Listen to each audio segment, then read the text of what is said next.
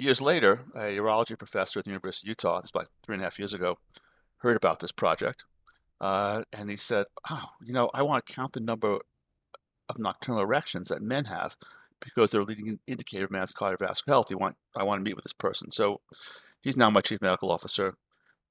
I had no idea that the number of nocturnal erections are a leading indicator of man's cardiovascular health. Ray, how many erections did you have last night? Before we jump into today's episode, I want to take a moment to give a shout out to my amazing Supercast subscribers. Your continued support means the world to me. As a Supercast member, you get exclusive access to the unfiltered, ad-free video versions of our Health Unchained interviews, raw, real, and packed with insights. You're not just supporting the show, you're fueling the conversations at the cutting edge of healthcare and blockchain innovation.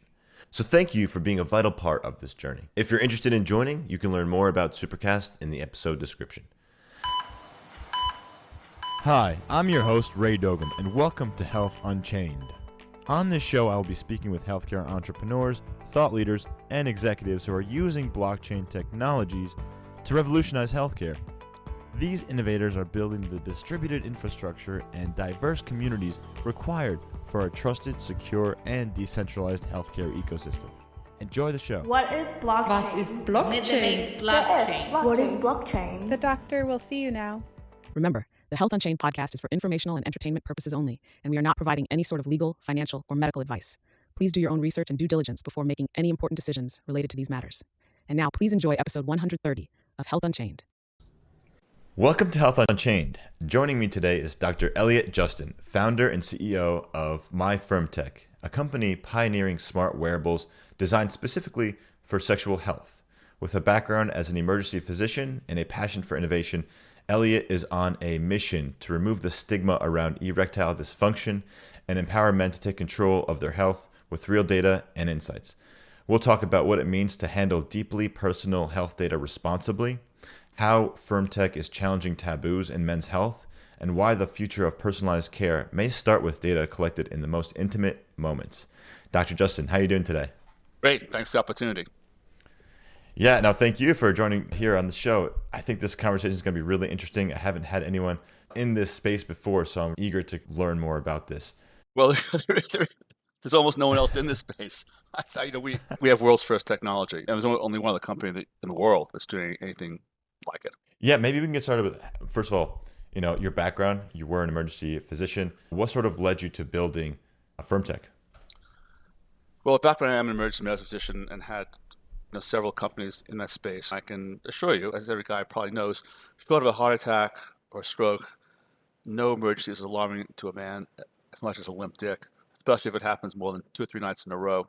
But how did I get into this? It's an interesting story.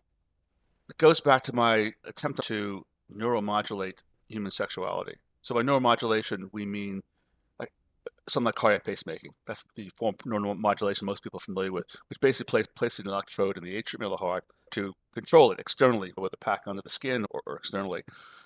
Imagine being able to pace human sexuality and the impact, the benefits of that for an aging population. That occurred because I moved to Montana. I own horses. So I was riding along a trail and someone had cut a tree so you walk underneath it, but you couldn't ride a horse underneath it if you're going at 30 miles per hour and only saw the tree about 10 yards away. So I broke a lot of vertebrae. I shattered that tree with my chest. I broke 6 vertebrae and was unhorsed, kind of like jousting without a body armor. I'm certain if I had a shield of body armor, I would have killed that tree. But nevertheless, the tree knocked me off, and if I had damaged my spinal cord, what would be done for rehabilitation? Is there any possibilities of rehabilitation? And there were 6 papers in the medical literature claiming, and these are peer-reviewed, renowned neurologists from around the world, and these papers claimed they were able to neuromodulate human sexuality by planting an electrode by the pudendal nerve and cavernous nerve, every person's favorite 2 nerves that no one has ever heard about. These are nerves that are critical for arousal and orgasm. And where are these nerves? Just to clarify, where are the nerves? The nerves emerge from just above the pubic bone and go down the dorsum of the shaft, the back of the shaft of the penis. And we call it the medical literature, and literature's fiction. And we now know after COVID, especially, I hope people learn this, that much of the medical literature is just that it's not reproducible. Anyway, there were these 6 papers, and I tried out on 2 rams, 2 male sheep, working with a veterinary surgeon in California in a lab, and we got erection and ejaculation, but we also got defecation and urination. So it wasn't quite bedroom friendly, unless you're in some community of kinky people in London, New York, LA, or Sydney, maybe. So hey, Boston too. But anyway, it wasn't what I was looking for. I wanted a more narrow effect. So ordinarily, I would then go out and raise 12 to $15 million in the Valley, maybe get a little bit of money from Boston too. And I would then go down to some place like Colombia or Brazil and find and recruit with local urologists, a group of 25 men to test us out on. Instead, I had a friend who was a urology surgeon, and I had him implant the electrodes in my body. I called it Project O for obvious reasons. And I felt nothing. And we tried all different amplitudes and frequencies, and we were surprised because everything in the body at some level involves electricity. The fact that we couldn't neuromodulate me was kind of took us aback. So I then, and I'll say, Ray, I don't think we actually know how erections are produced in men or women yet. We claim we do, but this technique didn't work on me, and I gave it up. Years later, a urology professor at the University of Utah, this was about 3.5 years ago, heard about this project, and he said, "Oh, I want to count the number of nocturnal erections that men have because they're a leading indicator of man's cardiovascular health. I want to meet with this person." So he's now my chief medical officer. Now, I had no idea that the number of nocturnal erections are a leading indicator of man's cardiovascular health. Ray, how many erections did you have last night? Yeah, you don't I don't know. know. I guess You I don't know didn't because you're measure. asleep. So this would be, I mean, in medicine, when we say leading indicator, we mean that's predictive. That's really powerful because in medicine, we treat associations. High blood pressure is associated with heart attack and stroke. It's not predictive unless the numbers get really high. So my blood pressure goes from, I'll make it up, systolic of 130 to 160. What does it mean? I don't really care about the number. I want to know, is it any significance to my heart, my brain, my kidneys? Now, you look like you're, 35, 40 years old. You actually told me before, but I'm just guessing by your face. Sure. Yeah. 36. So No problem. you should be having 3 to 4 nocturnal erections per night. And you probably are, but you don't know it. Now, if you're actually having 2, that could be predictive of cardiovascular disease. And if you're having 1 or less, you have a problem. And you might not know it, but you might still be able to perform sexually for a period of time. But you'll be at risk for having cardiac insufficiency, diabetes, vascular disorder, maybe a predictor of multiple sclerosis. So counting of nocturnal erections will be really valuable medically. It becomes like a 6th vital sign. And what vital sign do men care more about the most? So, and this is going to be true for women as well too, which we can talk about later on. So when he told me he wanted to count the number of nocturnal erections, I thought and explained to me why. I was unaware why. My head had kind of WTF. Why do we care attitude? I thought, well, look, Jim, why limit ourselves to nocturnals? Let's measure all erections, because what do men care more about? The ones they have while they're sleeping, or the ones that they have while they're having sex? What can they learn from those erections? And this doctor, like most doctors, is what I call a cock ring virgin. I'm not. I'm blessed to be married for 36 years for a woman who thinks that sex toys are a lot of fun, so I'm quite familiar with. By the way, that's a piece of marital advice for anyone who's listening to this. I know you're not the marital advice. It's not what this program is about. But if you're thinking about getting married, it's whether they're into sex toys. I think that's a highly desirable quality, whether you're a man or a woman. I think it's good to keep an open mind. I'm with you there. Okay. Good.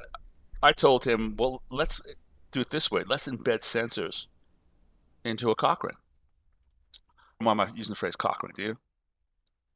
Nope, you can say whatever Okay. you want here. No problem. Do you know what urologists call cock rings? I don't. Penile constriction devices. Now sounds like something that someone would come up with in some KGB or Gestapo prison. We're going to put this constriction device. Yeah. Well, is it just penile, or is it also testicular constriction device? Well, Right? our It's a device, penile and our device is penile scrotal for a reason that's driven by technology and desire to increase. I guess I'm not super familiar with like the recreational cock rings on the market now. Are they more They're just O-rings. penile? Yeah, they're basically Okay, almost they're just all of O-rings. them are O-rings, and they made this manufactured the same way for the last 150, 160 years. They cut off the arterial circulation, so they have to be put on after a man is erect, and as opposed to something that can put on discreetly beforehand. Ours are not made that way because we actually had to solve the cock ring problem, which is a problem of forming materials. Right, these erection rings have never really caught on because they can only be worn for 20, 30 minutes. They pinch, they're uncomfortable, unlike vibrators that have gone mainstream in my lifetime. So in order to count the number of nocturnal erections overnight, we had to move from silicone to elastomer as the material. Our rings are very, very stretchable. Why? Because silicone overall as material makes it stiffer. It makes us adapt to it. Elastomers adapt to us. So elastomer allows the arterial blood to go in, and we want to cut that off, and only constrains the venous return. So then we have a ring that can be worn overnight, but also can be worn for longer sex sessions. I wasn't thinking about solving the cock ring problem when I got into this. I was thinking about collecting data. One of the interesting things about innovation is that a lot of unexpected things start to happen. And on the data side, what's been unexpected is we have the world's largest database of sexual health. We call it the DIC database. We've documented over 70,000 erections.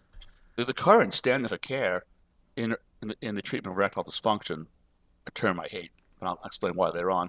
The current standard is based upon a study of 400 men in the early 90s recording 2 erections over a series of overnight erections. That's 800 erections. Understandably, they came to the wrong conclusion, partially because the database was so much smaller than our database. So we live in this incredible age of healthcare wearables, smartwatches, smart rings, bands, et cetera. People get all sorts of information about their health. So ideally, they can take control of it and be less dependent upon physicians who are motivated by secondary gain, money. We get the care that you can bill for, not the care you necessarily want, and take control of the health at home. But there's this gap in this age of wearables, and that's sex. And this company fills that gap. And sex is a reflection of our overall cardiovascular health, our metabolic health, psychological health, and it has a profound impact. So how did I get involved in this? Getting back to your original question. My wife looks at me probably once or twice a week and says, it had to be you. It had to be someone who was relatively obsessed with sex. It had to be a doctor who's familiar with research. It had to be someone who had worked with sensor technology. I had a company called SwiftMD many years ago that I founded. That was the second oldest telehealth company in the United States, and we're developing remote patient management technology for our customers. Sounds like all the stars just aligned for you to build had FirmTech. to be someone who fell off a horse, on and on and on and on. So that's how we got here. Well, I'm glad you're back riding horses and you were able to build this company. One thing I want to mention to the audience, I think it's interesting, is this is not just a recreational device. It's actually eligible for HSA or FSA, health savings account payments. I thought that was pretty interesting. If you're intrigued by this conversation and ready to take your health a little more personally, we highly recommend checking out the FirmTech ring. It's a smart cock ring that tracks nocturnal erections. Yes, really, to give you real-time insights into both your sexual and cardiovascular health. We've tried it, it's comfortable, it's secure, and honestly, it's about time we had wearables that go below the belt and above the usual wellness noise. Head to myfirmtech.com, use code HealthUnchained for 15% off, or click on the link in the show notes and support the show while you support your circulation.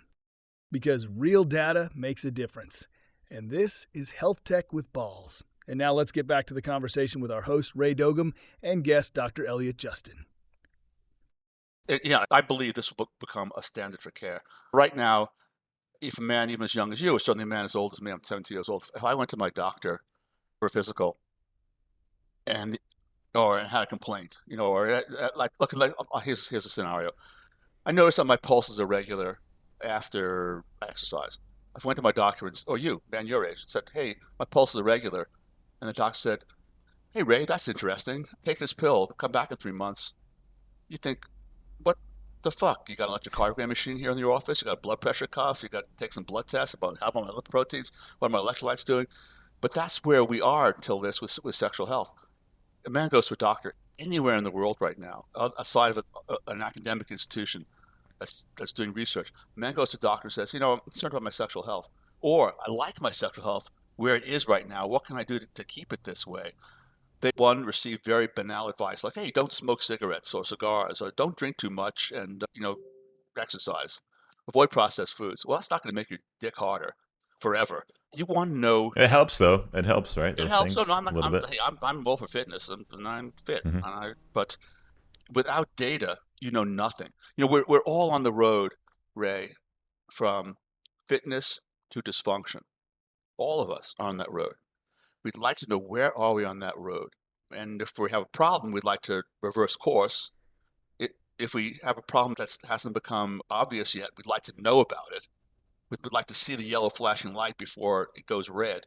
And we need data to see where we are. So taking care of someone's sexual health without data is like driving a car without a dashboard, or going to the wilderness without GPS. Now we have data. And with data, as the biohackers say, you can't hack it unless you can track it. True. And one thing I want to add, you mentioned how people can now go to their doctors and it's so easy to get ED pills or some sort of pills, drugs. They don't even have to go to the doctor anymore. They can get that straight from their phones. It's so simple to order a lot of these different prescription drugs and they just get delivered to your door. So I think there is this push from big, small, pharma, whatever you want to call it, to make this perception of these pills will solve your problem, but actually there's a lot of other things that we could do. And what you're building potentially could have a really important place for the health of a person. Let's talk about the pills for a moment, because it's an example of what's good or bad about our healthcare system, mostly bad. If you came to me said, oh, gee, I think let's go back to the regular pulse example. I think your blood pressure is elevated. I don't take a blood pressure reading. I said, here, take this pill and come back in 3 months. 3 months from now, you come back and say, I feel the same. I can take double the dose. That's where we are with the PD5 medications, Viagra and Cialis being the two big ones, sildenafil and tadalafil. We don't know what the right dose is. Well, in what area of medicine do we just give out pills over the phone? Now, it's one thing for a guy who's 25, who's dating online. He has performance anxiety. He has issues. But if a guy is 45 years or older and has problems, the pills might help, but they could also be masking a problem, and that's where the data becomes really valuable for those men, because we've had 2 men get cardiac catheterizations because of the data. We've identified 2 men with adrenal insufficiency, a significant. Their testosterone was low because of an overall adrenal problem, but identified it because they were using our technology. But those pills aren't that great either. So if you go back to the original Pfizer sildenafil Viagra application to the FDA back in the 90s, as I recall, there were 7 papers. Well, in 2 of those 7 papers, it was no more effective than placebo. Well, placebo is powerful. I mean, I prescribe Cialis to men who tell me it works if it's in their wallet or in their night table. That's not what you're looking for with a prescription pill. That was a placebo effect. There was one paper had 70% efficacy, but that was in men who had prostate disease, had prostate surgery. Well, that's not the general population. And then the other 4 papers showed efficacy between 10 and 20% improvement, and the improvement was being scored on a subjective scoring system, as in, I'm better able to. I think I'm enjoying sex more. I'm better able to have a hard on. Well, those things are subjective. Yeah. I don't know about you, Ray, but I'll talk about myself. Ray, if right now you tell me you're wiring me $1 million, I'm gonna have great sex tonight. So, confidence, right? Yeah, I'm in the objective. Relaxation and confidence is important in that whole experience. I'm in the objective world. I want to give men and their healthcare providers data that makes their sexual performance objective.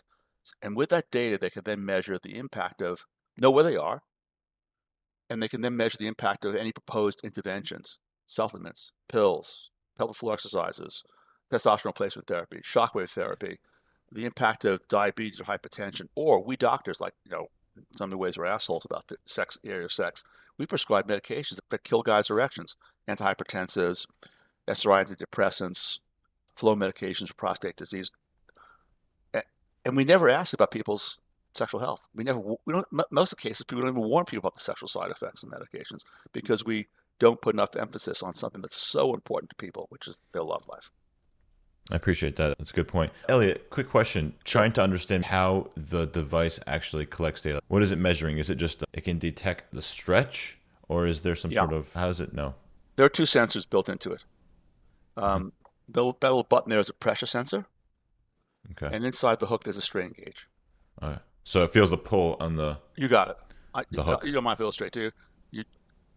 For those that aren't seeing the video right now, Elliot's got a dildo and he's putting on the cock ring now. What is that called? The tech ring. The tech ring. So you drop the balls in and it closes with a hook, so it's easy on, easy off. And you mentioned before about this penile scrotal ring, because it goes around testicles as well too. The idea with that is I want to avoid motion artifact with the sensors from spinning. So as the penis expands in girth, it presses against the pressure sensor that's underneath this, and it pulls on the strain gauge that's in the hook. The computer then takes these two variables and interprets that into a 1 to 10 score of firmness, with firmness being, with a 10 being rock hard. And we're working on version 2.0. We're adding 2 more sensors. It's going to be even more fun and more sensitive. We found a material in Germany that it's like a bioimpedance coil, and that will actually allow us to measure the actual girth and diameter of the penis to micromillimeters. And then we're also adding in a accelerometer, so we'll be able to tell what positions people are having sex in, how many, guesstimate how many calories they're burning, and send out notifications like, "Hey Ray, you've been having sex in the same position the last month. You need to switch it up." Matter of fact, we'll send a notification to your wife, or it could, or on the medical side, of course, it could be, "Hey Elliot, your erections are 20% less firm this month than they were last month. What's changed? If this pattern persists over 4 more readings, you should consider contacting your healthcare provider." So that's how it works. I can see how some people might not want that data with anyone, including a company, including FirmTech, just because it's so sensitive and things can get breached and data hacks happen all the time. So that's something that I'm thinking about right now. And as you know, we haven't really been talking about blockchain or data technology too much. However, you're familiar with blockchain and you understand the idea of data ownership by the individual or the patient, where anyone else can't access it unless they have their private key. That could be powerful. And a company can still potentially perform some analytics around the data, but it'll be not just de-identified. The data itself could be sort of obfuscated so that no one can point to the person's name or identity. I think that's interesting technology. What do you think about that? No, I think it's great. Personally, I'm a fairly passionate, limited government libertarian.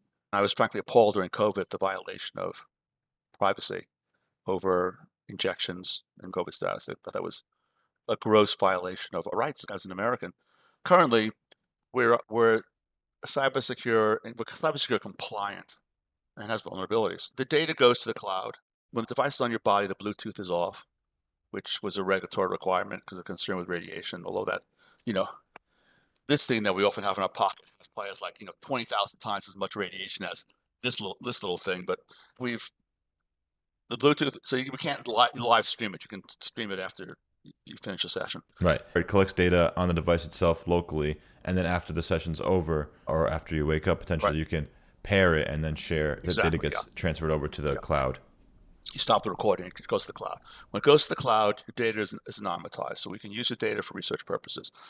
There's only 2 people in the company that have signed a HIPAA contract, which is the Privacy Act contract. It's our CTO and myself. I actually never access the data because that's part of my agreement with a company, even though CEO. I don't access anyone's data without his permission. So only one person in the company can actually breach the data, and they need to know your email address and associate your name with the data. And we're really scrupulous with our research, our contacts with people. So I open up my schedule 5 hours a week. Anyone who buys a tech rig can get a free consultation with me to review their data.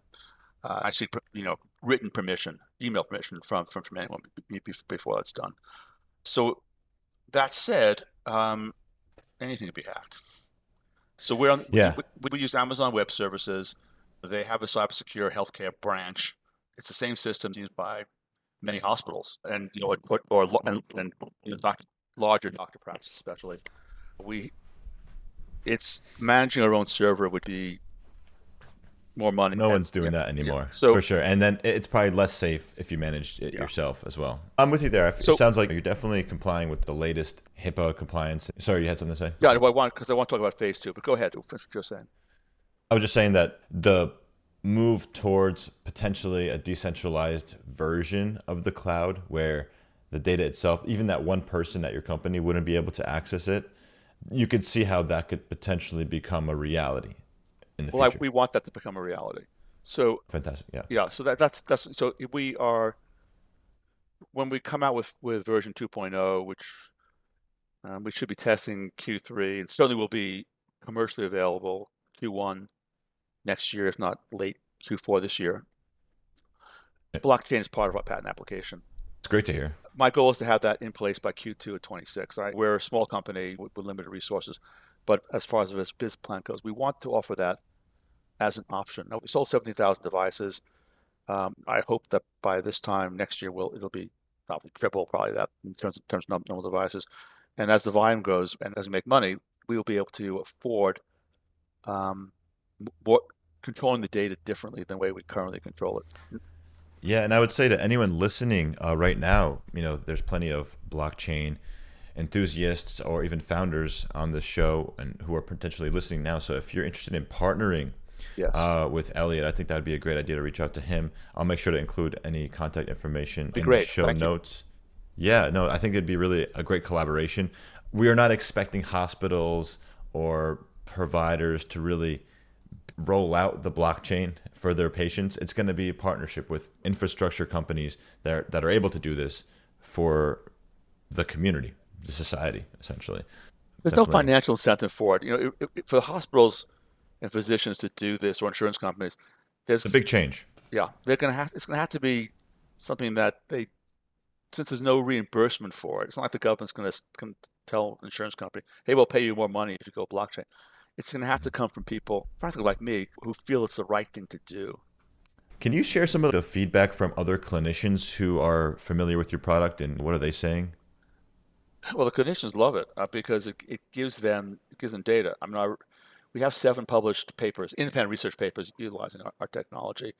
There are another 5 or 6 underway right now, because doctors right now can basically challenge every aspect of men's sexual health with our device. What the PD5 medications we talked about earlier, the pills, do they work? In what subsets do they work or not work? What's the right dose? Testosterone replacement therapy. Well, right now, testosterone therapy is really popular. Even guys your age go to the gym, and I know there are guys that look and think, "Do you need this?" But I know that they're taking it. What's the right dose? Just to focus on testosterone replacement therapy for a moment, because it's so popular.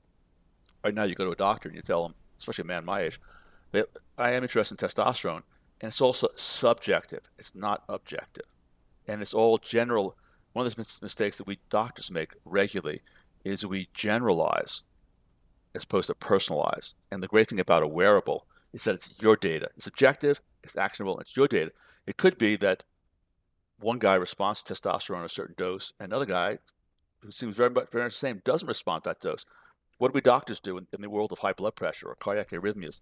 Same pills. I mean, look at you and me. You and I are different ages, but if we told a doctor right now we have a doctor found we had high blood pressure, they put us in the same pill. What's stupid? Mm-hmm. If you and I went to a doctor right now and said, "Gee, I'm really depressed," they put us in the same pill, but with different ages, different physical conditions. I want the data that's about me. So that's what are doctors doing? Let's back to testosterone for a moment, so doctors will say to you, "Hey Ray, what's your energy?" "Oh, I'm a little tired. Of course you just had a kid, or you have maybe 2 kids. I'm tired." "Okay, hey Ray, how's your sleep?" "I'm not sleeping as well as I used to." "Hey Ray, how's libido?" Well, it's not what it was. They put down testosterone. So all those things are subjective. As I kind of joked before, send me $1 million.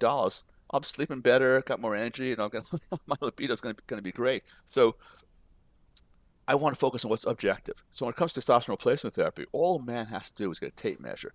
Put a tape measure around your bicep, put it around your pecs, and then get our device. Track your nocturnal erections. And what's your goal? Well, I want to have 3+ nocturnal erections per night. I want them to be a certain duration. I like them to be an average firmness of greater than 6. I want, at my age 72, I don't want to lose muscle mass. So I now have objective measurement. I take testosterone at 2 or 3 months. I'm gaining muscle, losing muscle. I take testosterone not from my dick. I take it because my body strength increased by 8 to 10%. Well, that's great.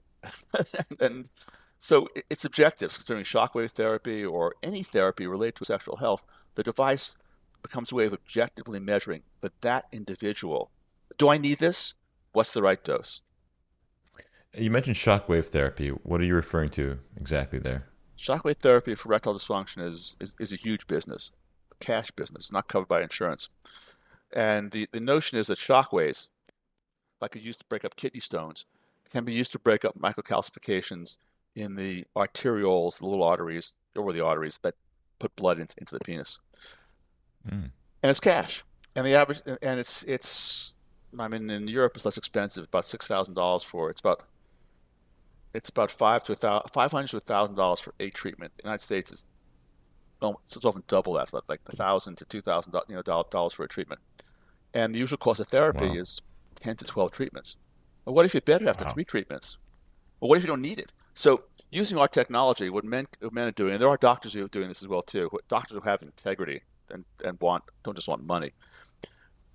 Because if a man has 3+ nocturnal erections per night, he doesn't have vasculogenic erectile dysfunction.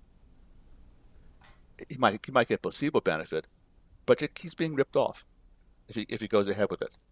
If a man has 2 or certainly 1 or less nocturnal erections per night, his vasculogenic disease is so advanced due to hypertension or diabetes that he's not going to benefit either. He needs other therapy. The therapy is only really effective in what our data is showing in men who are in the sort of 2 to 3 range, a moderate erectile dysfunction, probably due to vasculogenic disease. So that's shockwave therapy. Thanks for sharing that. The major primary cause of BD in men is not what the doctors think it is, and it's turned out to be so simple.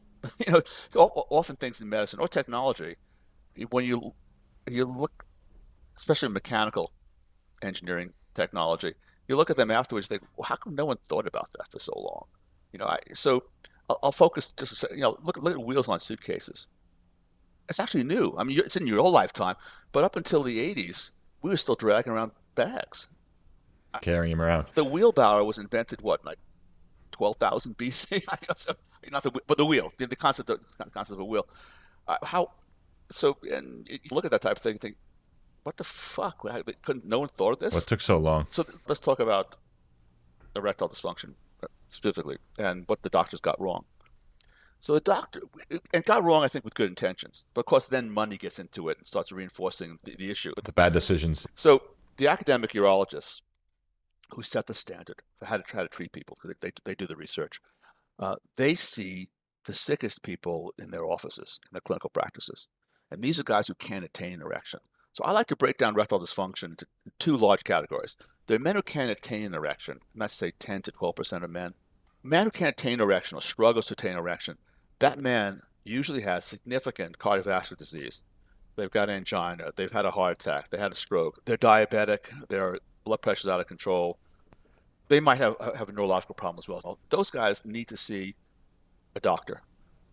And that's dysfunction. I don't like the phrase erectile dysfunction because it kind of has a lot of stigma, attached for guys. And what guy's going to tell his friends, hey, yeah, I got ED. Men don't even like, discussing that with not just with their partners, they're like discussing with the doctors. We don't talk about women that way.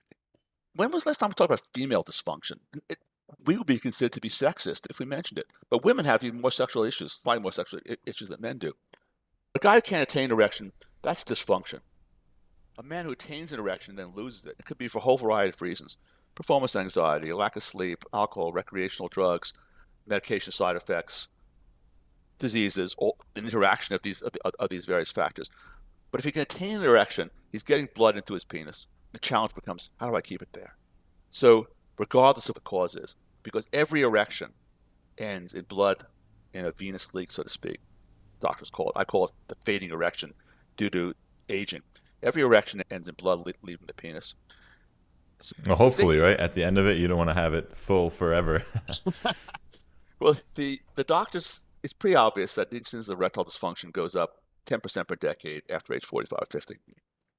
So thinking of the doctors was reasoning from the sickest people they saw in their office, the people with really significant cardiovascular disease, was that as erectile dysfunction goes up, the firmness of sex erections would go down. The firmness of nocturnal erections would go down. The number of nocturnal erections, which should be 3 plus, should go down. And that is not happening because we documented 70,000 erections. What are we seeing? We're seeing that the firmness of sex erections starts to taper in the late 60s, early 70s. So men, and it's true for me too, I'm just as rock hard for me as when I was your age or when I was 14. The Good for you. That's great. It's true for most men, though. It is great. The firmness of erections of nocturnals starts to taper, and the number of nocturnals goes from 3 plus down to 3 or maybe 2.75 in their 70s. So why are we not seeing these declines? Well, we do see these declines, the doctors thought, in men who have significant disease. Again, men who have significant cardiovascular disease. But that's not the majority of men. The majority of men just have mild or borderline high blood pressure or diabetes. So what's going on? Why are men reporting more erectile dysfunction? Well, blood leaves our penises faster as we get older. It's not because you don't have disease. You're in good health. That's because as we get old, and we don't know why. My age, they'll attribute it to arteriolosclerosis. But your age, well, what's going on? Blood is leaving. We don't know why, but blood is leaving the penis faster, which means that the smooth muscles that hold blood in the penis and grip on the small veins, they're not working as well as we get older. And women like to complain about how they get no attention paid to us. Well, bullshit. Men get virtually no attention paid to this most common deterioration in their sexual health. So if blood is leaving the penis faster, and we're not seeing deterioration on the arterial side, we're not seeing deterioration because of the pump isn't working or because not enough blood is going to the arteries, the problem has to be on the other side of the circulation, it has to be on the venous side of the circulation. And the answer is a cock ring. And guys aren't thinking cock rings. Guys are thinking take a pill because that's what pharma has trained us to, and doctors have trained us to think, take a pill, take a pill. But if your problem is not arterial insufficiency, the pills might help a little bit. The pills put blood in the penis, but they don't keep it there. Only a ring will keep it there. And any guy, you or any of your male listeners, can prove this to themselves tonight. Yeah, with that, Elliot, I think you go ahead. Go to Pornhub or wherever you go to masturbate. All guys do. Almost all guys do. Get rock hard because you want to eliminate the other variables. No wife, boyfriend, girlfriend, no drugs, nothing, just you and porn. Get rock hard. Like, use your imagination if you want, if you're not lazy. Get rock hard, and then see how long it takes for your erection to go down. It'll be 25 to 35 seconds. Then get rock hard and put a ring on. Our ring, of course, for comfort. But put a ring on. A man will stay hard 2+ minutes. Toss into Dalafil, you'll gain another minute and a half. So, like I said, this is so obvious. This is right there in front of the doctors. We didn't need to do research with 70,000 erections to see this. It was actually right there. But there's something in the male mind about pride. I don't need that. I don't need an aid. Well, it's not about an aid. It's about an enhancer. Women don't need vibrators, but they sure help them out. Yeah, I mean, we say that men have pride, people have pride, but people still shave, put gel in their hair. So there's different types of substances and things we use to make ourselves feel proud of ourselves. So I don't see why we can't explore, a cock ring. Good. Potentially. Put a ring on it. Put a ring on it. If you're an older man, get your data. Yeah. Well, I hope everyone listening is enjoying this conversation. I have a couple more questions before we adjourn here. One is, do you have any advice for health tech founders that are particularly looking at taboo spaces like yours? You're going to need money because you're not going to be able to raise money unless you're well networked. And I thought I had a decent network. I funded the company. And fortunately, I've had successes in other areas of health to come up with a business plan and think you're going to be able to go out and raise money for one of the taboo areas. And we're really talking about recreational drugs, and which might have health impact as well too, or sex. It's really hard. There's actually more money on the female side than on the male side. I wonder if there's any VCs or venture capital groups that are specifically focused on these taboo areas. I don't know if they'll be making a lot of money, but yeah. They say they are, but that has been one of my greatest frustrations with this business because we're in the market. The technology's been de-risked. We have a lot of research papers. We have recognition from world-renowned urologists and sexologists, not necessarily my company, but as this type of technology and the data being the standard. Well, this will become the standard of care in 3 to 5 years. You're 45 years old. 5 years from now, you go to a doctor. If you're a man, they're going to want to know your erectile fitness score. But there's no money. There are VCs that talk about it, but in my experience, it's been very hard to raise money. And so you need to line up your angel investors or have resources on your own. If you're just on the software side, as you know, Ray, it's easy. Software is cheap. If you're going to be firmware, manufacturing, firmware, software, research, distribution, retail, this has been the most challenging business I've ever done. It's been a real audit of my finances. I'm sure it has. I think it's important that people explore areas that are unexplored, and I think that you've done that and you're doing that now, so it's pretty interesting to see. And it sounds like there's a lot of people that have been benefiting, so that's good. Yes. And hopefully eventually the business will be able to fund itself. So I don't know how your sales are doing, but I'm actually curious, how are sales? We hard launched at the CS show 2.5 years ago, and we just broke even 2 months ago. Congratulations on that. It's great. Yeah, you know how hard that is. Yeah. I hope that continues. I feel like the market is still barely tapped, so there's a lot to explore there. Elliot, what is the most influential book that you've read? Oh, that's a great question. I actually look more to fiction for inspiration. So I think in that sense, I'm different than a lot of techies. I have a lot of friends, good friends, who are techies. And a book that I find to be inspirational, and I think it deserves being called a classic. It's almost like the American War and Peace. It's called The Earthbreakers by Ernest Haycox. The Earthbreakers starts at the end of the Oregon Trail in the early 1850s. Well, what do these people do when they get to the Columbia River in Oregon? How are they going to, so let's see, 5-10% of the people have died on the way across. The male to female ratio is about 5-1. There are people who are outlaws back east who are fleeing, hoping to start a new life. There are people who are outlaws hoping to continue their outlaw life. And then there are devout Christians as well. Along with this comes lawyers and maybe one engineer, and someone has a printing press. And they've made it to eastern Washington or Oregon, the Columbia River, in November, and it's raining. And now they have to float everything down the Columbia River with no dams then. They have to drive their cattle over land. And then when they get to the Willamette Valley, where Portland is, they have to build a community. And I find that book to be inspirational. What people can accomplish despite such daunting obstacles.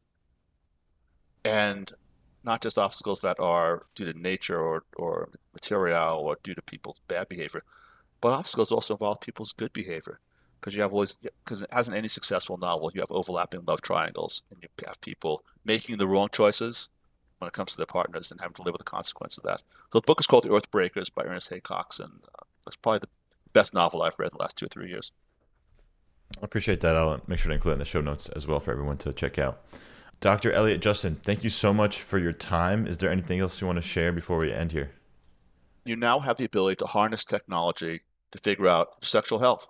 If you want to sustain your sexual health where it is, or you want to prevent problems, or you have a problem, you can now access data that will help you solve that.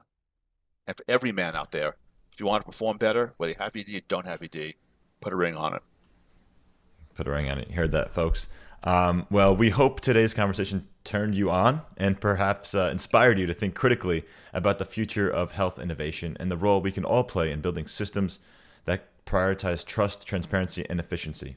Don't forget to subscribe, share, and leave a review to help us reach more listeners passionate about revolutionizing healthcare. Until next time, stay healthy, stay innovative, and keep your mind and ideas unchained. Thank you. Thank you. Hey everyone, we would greatly appreciate it if you can take a moment to share your thoughts about the show by writing a review and rating the show on your podcast platform. Your feedback helps us reach a wider audience and enhance the overall quality of the show. Don't forget to encourage your friends, mentors, teams, and students to tune in and subscribe as well. Thank you for your support. Check out healthunchained.org and subscribe to the show on Spotify, Apple Podcasts, and wherever else you enjoy podcasts. Join the premium Health Unchained Supercast community by going to healthunchained.supercast.com, which gets you access to ad-free episodes, and join the official Telegram community group for the latest updates.